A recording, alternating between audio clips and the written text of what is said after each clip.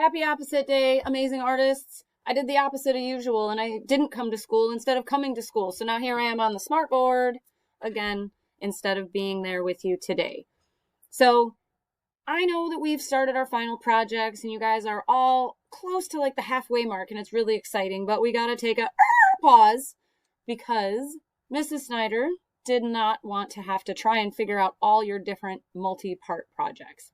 But when we're done with our projects, because some of you will be finished early, I came up with this really cool thing we can do with our free time between now and summer break. And maybe it's something cool that you'll want to keep doing. It's called artist trading cards. And it's exactly what you think. They're little cards, like a Pokemon card, but you put your mini masterpiece on it and you can trade it with your friends for one of their masterpieces. This isn't something that I invented. It's actually something that artists all over the world do. So let me show you a little bit about them. So artist trading cards are little mini masterpieces that you trade, just like I said.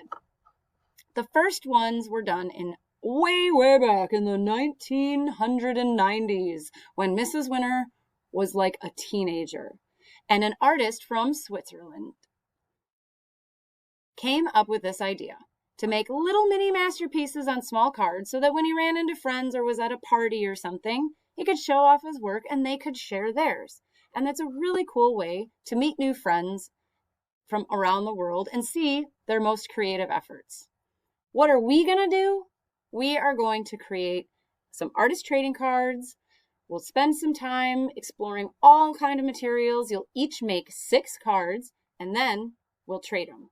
So I'm going to give you an idea sheet that looks like this. This one says that we're going to cut them out of that paper, but I made separate cards for you. So you can just use this sheet to come up with some ideas. Maybe you want them all to be Pokemon characters. Maybe you want them all to be foods. Maybe you want them all to be something that happens at night, or maybe they'll all be different. This is just an idea sheet to get you started. You can create your set of cards, like I said, all on a theme or completely different. You can keep some of your cards. You don't have to trade them all. And if you make a mistake, that's okay. Try and trade your partially made card with somebody or see what you can turn your mistake into. This moon was actually just some spilled paint water. So what we're going to do first is give you your sheet to think about it. You can do some idea and planning and then we'll get started. We'll keep working on the cards whenever you have extra time. And once everybody has some to trade, we'll get trading. So let me just run you through the steps. I'm back. When you get your sheet, it'll look like this. And this is just so you can take some time before you mess up your cards, which are these ones that are pre-cut for you. You can come up with some ideas.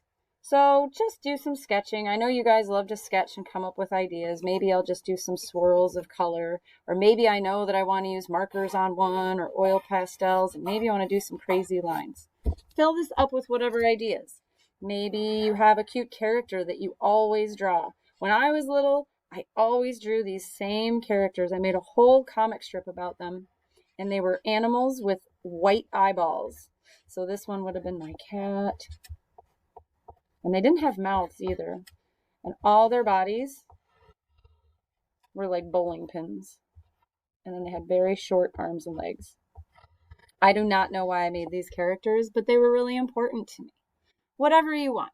Once you've come up with some ideas, Mrs. Snyder is going to give you some of your cards. You can start with 1 or 2. I have a whole bunch for us to keep pulling from. And with your messy mat on your table, grab the materials you want. I'm going to load up the cart with all kinds of things like markers and pencils and oil pastels or whatever we can fit on there. And then the first ones you make, you'll use those. But remember, these cards can be made with anything. I've got some watercolor paints here. And think of different ways to use your materials too. What if I just make some splatters and then outline them with my marker? This one doesn't have any theme at all. It's just some cool designs.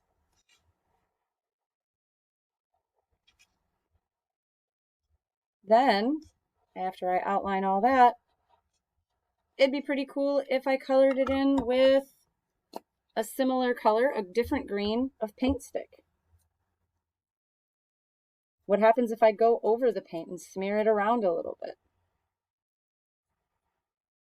You want to cover the whole card with your masterpiece and try some different things. Make sure you make something that somebody else will want to trade you for, because when we get to trading day, you have to have something that somebody wants to trade and agrees to trade with you. You can't make them do it. So what if I turn these guys into little fish?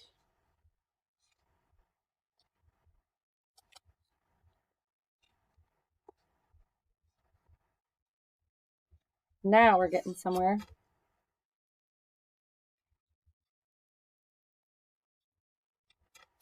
Or maybe you want to do something, one of your favorite characters. You will recognize this lady right away. Yeah, I know. It's Hello Kitty, you guys. Calm down. I heard you yelling from miles away. Maybe you want to draw your favorite Pokemon character. Maybe you want to draw something from One Piece.